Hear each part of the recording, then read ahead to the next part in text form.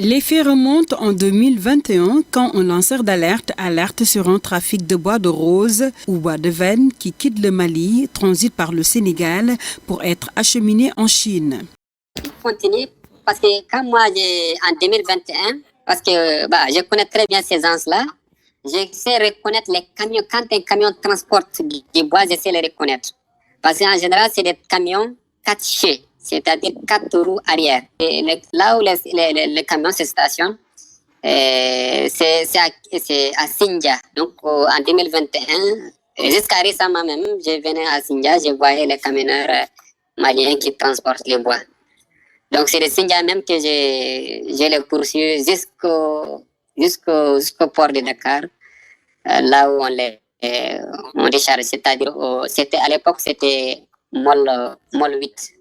Jusqu'à récemment, même en 2022, c'était au Mol 8 où on déchargeait les bois maliens. L'écolo, c'est le nom qu'on lui prête, témoin du désastre de la forêt malienne, n'a pu se retenir. Ce qui m'a vraiment motivé, c'est quand en 2018, j'ai vu ces désastres, j'ai été sur le terrain, j'ai vu le désastre. Et bien avant ça, parce que je voyais des gens qui s'enrichissaient énormément au détriment des populations locales. Quelques individus très puissants qui ravagent toute notre forêt, Donc, en un mot, c'est l'injustice en fait. Je l'ai dénoncé, et peut-être dans l'émotion, parce que je voulais quand même les dénoncer sans pour autant m'exposer. Il y a 3 ans, lorsque le lanceur d'alerte avait osé dénoncer, il y a 3 ans, lorsque cette vidéo a été postée sur la toile par les observateurs de France 24,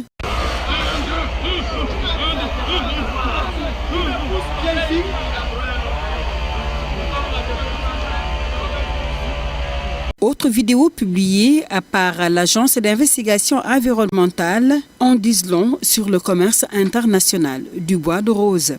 Rampant fraud and reckless illegal logging amid a national log export ban has led to over 200,000 trees vanishing from this fragile ecosystem and reappearing in China, where it is processed into highly coveted wood furniture.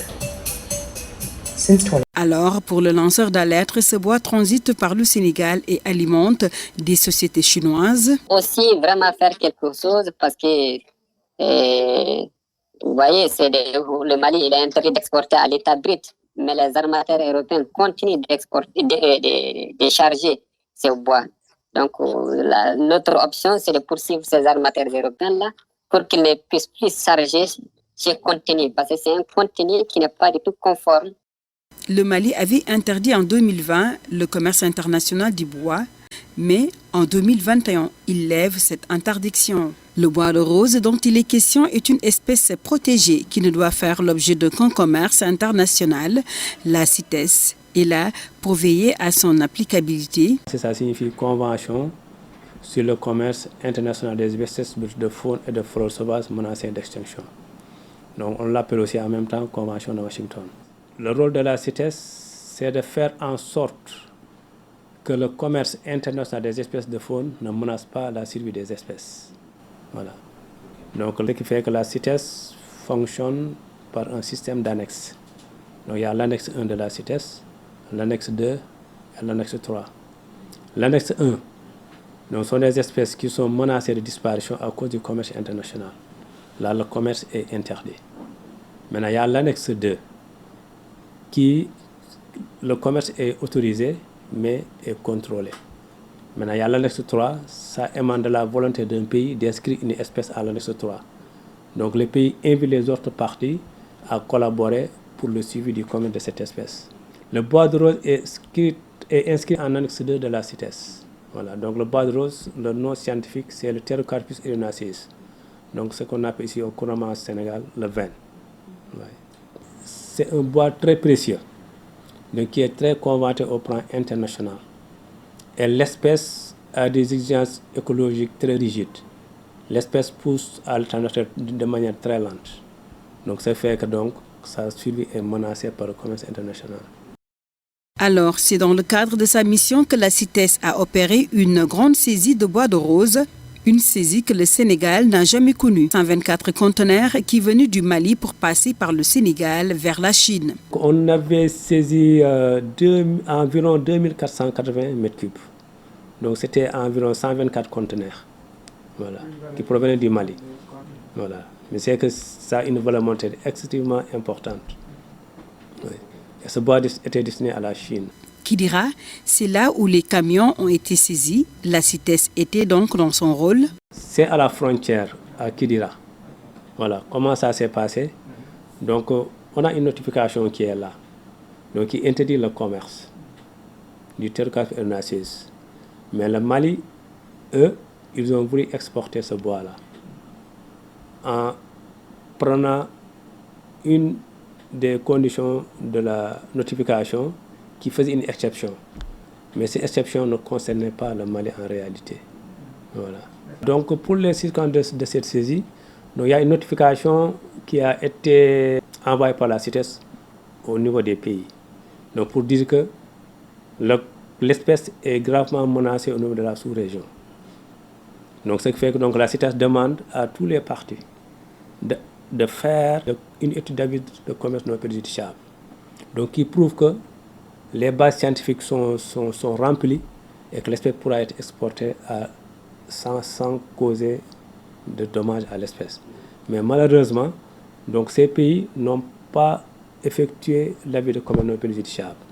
Il faudra faire des études, des inventaires pour prouver cela. Mais les pays n'ont pas encore fait cela. Donc, par précaution, la CITES demande la suspension de ce commerce.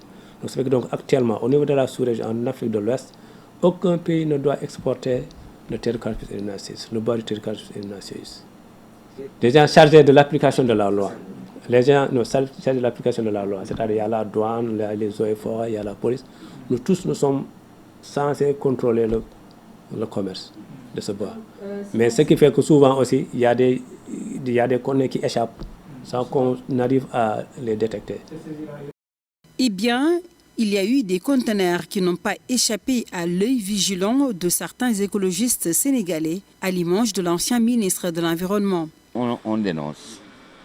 Nous, on montre, on filme des camions, des conteneurs, on suit les événements par un réseau qui est implanté un peu partout, en Casamance, à Bamako, en Gambie, qui nous donne des informations qu'on vérifie. On vérifie toujours les informations. Et après, comme quand on a montré avec le drone ces grands tas de bois de veine qui étaient dans la frontière gambienne, on dénonce, on essaie de faire ce qu'on peut pour justement mettre l'accent sur l'urgence et l'importance de l'environnement. Ce bois qui provenait du Mali était donc au niveau de Kidira en terre sénégalaise, ce qui ne permettait pas aux compagnies maritimes de les convoyer. Parce que les compagnies étaient réticentes aussi pour amener le bois, pour les compagnies, les transporteurs de bois. Voilà. Ils étaient réticents à convoyer le bois. Alors, de grandes compagnies maritimes convoient le bois de rose vers la Chine. En tous les cas, il est difficile d'avoir leur nom. La CITES, ça concerne les cargos, les multinationales, que je ne citerai pas. Ces multinationales, ces grandes compagnies, elles sont soucieuses d'abord pour leur image de marque, ensuite pour ne pas être verbalisées, de respecter la CITES. Mais vous savez, les trafiquants, ils s'en foutent des lois, ils s'en foutent de la CITES. Donc quand ils apportent le bois, c'est très souvent des cargos qui battent des pavillons de complaisance, qui embarquent ce bois-là et qui l'amènent toujours dans la même destination, très souvent, hélas, en Chine, parce que le bois de rose est très, très prisé là-bas. Il vaut une fortune. Le lanceur d'alerte nous en dit plus. Les armateurs sont connus. Les armateurs, c'est CMAS. CMS, ça, c'est une firme française. Il y a CME, il y a MSC et puis Max Line. Ce sont ces trois armateurs-là qui transportent ces contenus vraiment illégaux. Pour Ali Haïdar, ce trafic continue toujours et c'est un vaste réseau de bois sénégalais qui est affranchi. Ce ne sont pas des camions qui prennent le bois du Sénégal. Ce sont des individus avec des charrettes qui coupent ça, qui nuitamment traversent des postes très proches où la forêt n'est pas loin de la frontière avec le Mali comme ils faisaient avant avec la Gambie. Ils ne le font plus avec la Gambie parce que là-bas, il n'y a plus de bois. Ce n'est pas que nous avons empêché cela, c'est qu'il n'y a plus de bois. Aujourd'hui, ils se sont déplacés dans un triangle qui se situe entre Tambacounda, Kolda, Vélingara, Nyokolokoba, et ils coupent là tout ce qui est sur leur passage. Ils le transitent par des charrettes nuitamment, ils traversent la frontière, et c'est au Mali que c'est chargé dans les conteneurs qui vont de Dakar à Bamako pour apporter de la marchandise qui avant rentrait à vide et qui aujourd'hui rentre avec du bois sénégalais blanchi. Les dires de Ali Haïdar, confortés par un rapport de Interpol qui dit que ces 5 dernières années, on est passé d'une exploitation illégale directe à des méthodes plus sophistiquées de recel et de blanchiment du bois. Ce rapport recense plus de 30 manières d'abattage illégalement, de blanchir, de vendre et de commercialisation du bois de façon illégale. Et ceci implique la falsification de permis d'exploitation, le versement de pots de vin, le mélange du bois légal durant le transport ou dans les scieries. Si le corridor Maliki-Diratamba est démantelé, alors par quelle autre voie le trafic se fait toujours ? La route la plus facile, non, la route la plus facile, c'est Kidira. Ça a toujours été Kidira. Ça a toujours été Kidira et ça passe souvent aussi par Karaya. Nous nous rendons également à l'autre bout du Sénégal, à Saraya, à Kédougou. Ici, les camions conteneurs des différentes compagnies maritimes y traversent à longueur de journée, de l'aller comme au retour. C'est plus d'une centaine, explique le maire de Saraya. Les camionneurs là-bas, en tant que local d'abord, j'avais instauré une collecte de recettes. Mais j'avais eu toujours des ports avec ces camionneurs de la CEDEAO parce que c'est une route de corridor. On a instauré la collecte des recettes dans les gros porteurs. Donc, mais ils sont tellement puissants que les syndicalistes m'ont attaqué partout. Parce que c'est dans les centaines de camions qui passent par jour. Des centaines de camions passent par jour. On a évalué avec mes gens qui sont sur place, là, ils ont dit que 150 camions par jour. Hein. Ici, à la question de savoir si le trafic de bois de rose transite par cette voie, la réponse est non. Localement, le bois est exploité. Sinon, on l'exploite localement pour seulement des besoins de construction, des toitures. Ce n'est que ça. Mais il n'y a pas de transport de pays de la sous-région. Non. En tout cas, je ne sais pas encore, c'est une activité parlant de cela. Bon, en tant qu'élu local, on avait appris des arrestations sur la Falémé, le long de la Falémé. Le service des eaux et forêts qui est là, qui joue bien, qui protège l'environnement, qui font toujours des va-et-vient sur la Falémé. Parfois, ils prennent des personnes qui viennent au Sénégal couper des arbres. C'est vrai, ils viennent parfois, et parfois certains même sont ciblés, et il y a toujours des poursuites contre ces messieurs-là. Donc, ces travaux sont toujours en recherche dans le département de Saraya. Bon, mais en quantité, transportée de pays à pays, bon, je ne sais pas carrément si ça existe ou pas. Un petit saut au service des eaux et forêts de Saraya, où nous avons rencontré le capitaine Papo Gorodjan, chef de service départemental des eaux et forêts de Saraya, qui nous a juste accordé un entretien audio. Selon lui, les seules saisies ne concernent que le bois local. À Saraya, on n'a pas de forêt classée. Saraya se trouve dans la ZIC, la zone d'intérêt synergétique. Donc 95% ou bien 99% du département se trouve dans la ZIC. C'est une zone vraiment protégée. Effectivement, donc, comme presque dans la majeure partie de cette zone sud-est, on est confronté à ce problème de coupe de bois qui est là, qui existe. Mais je ne saurais le qualifier. Ce serait un peu exagéré d'utiliser certains termes, parce que je sais qu'à travers les PV que nous avons eu à rédiger cette année, 2023, présentement nous sommes à 87 PV. Donc par rapport au type d'infraction liée à l'exploitation du bois, ça ne représente même pas le dixième. C'est pour que ça existe. Mais en tout cas, ça ne se reflète pas encore sur la réalité, sur nos PV. Donc, il y a un certain nombre de saisies. Absolument. Les saisies, ce n'est pas trop important, surtout en bois. Vous voyez, on a que presque des fois des planches, 10 à 15 planches. De temps en temps, ce sont quelques cas isolés. La Convention sur le commerce international des espèces de faune et de flore sauvages menacées d'extinction a suspendu tout commerce international en provenance de pays de l'Afrique de l'Ouest. Et le service des eaux et forêts de Saraya dit en être conscient. Tout ce qu'on constate, c'est par exemple les produits forestiers non lignés, le MAD et tout ce qui s'ensuit là, ça vient du Mali. Donc au niveau de la douane, ils coupent une quittance, arrivé chez nous. Donc vous savez, il y a l'unicité de la caisse de l'État. Une fois qu'ils ont déjà coupé, donc ils viennent uniquement pour avoir un permis de circulation. Ils ne peuvent pas payer donc encore des taxes et autres là. Donc mais pour le bois, c'est pas permis. Non. Pour ce corridor Mali-Saraya, avec une seule voie, les autorités soutiennent qu'aucun trafic de bois n'est décelé. Pas le nier, mais en tout cas, je ne saurais me prononcer pour dire que vraiment, réellement, ça existe. On ne sait pas même d'où viennent ces informations. Depuis qu'on est là, vraiment, on n'a pas su vraiment voir si ces camions de bois circulent dans la zone. Donc ça ne peut pas passer inaperçu. Il n'y a qu'une seule route principale. Et nous, on est là devant. Et il y a aussi la police des frontières et pas mal de structures qui sont là. Le contrôle, c'est là où le bas blesse. Des centaines de camions passent, leur contenu méconnu, difficile ou impossible de savoir s'il contient du bois de rose ou autre chose. Nous voulons vraiment que l'État revienne de faire un point de contrôle à Saraya commune. Parce que les camions qui passent là, on ne connaît pas ce qu'ils contiennent. Et voilà, il y a tout dedans. Même le bois que vous avez dit là, je peux dire que ça peut porter de bois, mais on ne connaît pas. Comme il n'y a pas le contrôle, on ne connaît pas s'il y a du bois ou pas. Voilà, et même s'il y a aussi des produits toxiques pour l'environnement. Et voilà, on entend des camions, on a pris des produits prohibés ou ça, voilà, des chanvres indiens, la cocaïne, à l'entrée de Dakar. Où ça passait par la frontière ici. Donc s'il y avait un contrôle ici.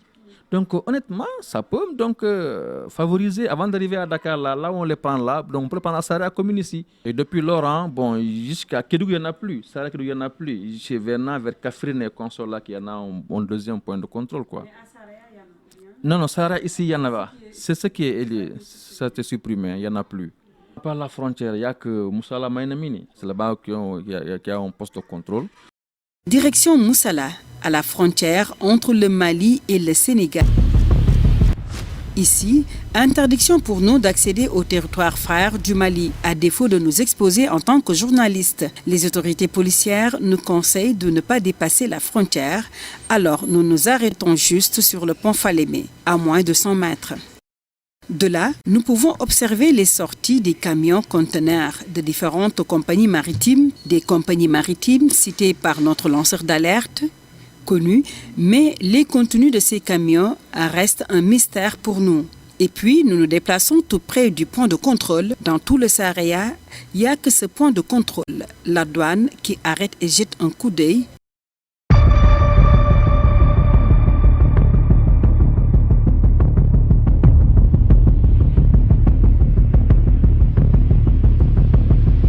Tout paraît normal pour eux, et puis le camion poursuit son chemin.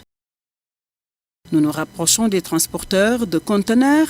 Là également, aucune information. Personne ne saurait nous dire si le trafic continue toujours, sauf un activiste de Saraya qui nous parle en off pour signaler que le trafic se poursuit et que le Sénégal demeure le pays de transit. Très informé, le lanceur nous indique que le bois de rose saisi est libéré par la CITES.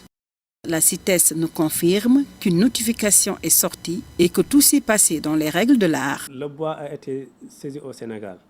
Le bois a été restitué aux Maliens. Maintenant, pour que le bois puisse continuer, il faut une autre notification. Et dans ce sens, la CITES a fait une notification dans ce sens pour dire que le bois qui a été saisi au niveau du Sénégal peut continuer son trajet pour la Chine. Parce que les Maliens ont apporté les preuves que ce bois a été acquis légalement. Alors, le bois est libéré après une notification de la CITES. Mais la CITES reste claire, aucun mouvement n'est permis pour la commercialisation du bois de rose. Dès l'instant qu'on a la notification, maintenant c'est fini, il faut être conforme à la notification. Donc c'est vrai que aujourd'hui, aucun pays ne peut exporter du bois de rose tant qu'il n'a pas fait l'avis de commerce non juridictionnel. Et le lanceur d'alerte n'est pas convaincu. C'est inventé, c'est des trucs inventés. Ils disent que c'est des bois qui datent de 2020 et c'est des bois qui ont été légalement récoltés, c'est-à-dire légalement acquis. Parce qu'il faut aussi le préciser que la CITES autorise aussi l'exportation des bois sous certaines conditions. Quand elle est récoltée légalement et si aussi la récolte de l'espèce ne nuit pas à la survie de l'espèce, ce qui n'est pas le cas au Mali. Et aussi, vous savez, nous sommes des pays souverains. Donc la CITES se réfère seulement à ce que les techniciens maliens leur fournissent.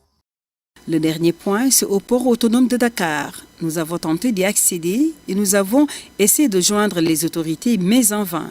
Pour notre source, le trafic se poursuit et passe au Sénégal jusqu'au port autonome de Dakar. De là, le bois de rose va en Chine où le bois coûte une fortune. Selon un rapport publié le 8 juin 2022 par l'Agence d'investigation environnementale, la Chine a importé du Mali 220 000 arbres, soit 148 000 tonnes du bois de rose, et ce, entre mai 2020 et mars 2022. Ceci est estimé à 5 500 conteneurs remplis de bois de rose au bois de Vène ou Kosso, en direction de la Chine. Alors, pourquoi la Chine importe autant de bois de rose? La réponse est toute simple. Le bois de rose, très convoité par les fabricants de meubles chinois, Interpol estime que le bois de rose vaut 50 000 $ le mètre cube en Chine. Ce trafic participe également à la déforestation des forêts. Toujours les mêmes quantités, beaucoup. Toujours, je vous dis, ça s'arrêtera quand on aura coupé le dernier bois, le dernier arbre. Donc, nous, on suit ces questions-là parce qu'elles sont capitales pour nous. On est quand même des écologistes. Et j'espère qu'un jour, on aura un président écologiste qui sera soucieux de ces questions de ressources halieutiques, de ces questions de ressources forestières. Toutes ces questions qui sont capitales pour nous, les écologistes. A rappelé que dans les pays de l'Afrique de l'Ouest comme le Mali, le bois de rose, appelé Pterocarpus erinaceus, est massivement exploité depuis des décennies, ce qui fait de notre continent la première région productrice au monde, ce qui ouvre la voie aux trafiquants et leur laisse la voie pour décimer les forêts et alimenter ainsi les poches de gros bonnets au détriment des populations.